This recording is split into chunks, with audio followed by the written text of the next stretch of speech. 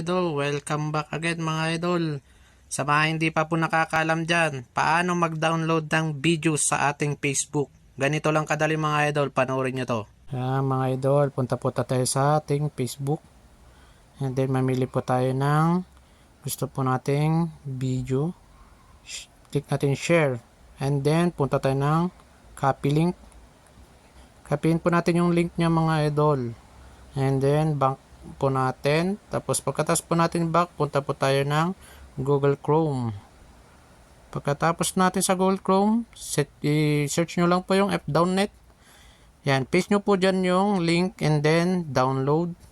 Pagkatapos po ng download, piliin po natin yung download video in HD quality. Yan po. Napakaganda po pag yan pang pipili natin. And then download po natin. Pagkatapos po mag-download, back po natin, punta tayo ng gallery. Puntan po natin yung downloads. Ayan, nandyan na po yung mga idol. Okay.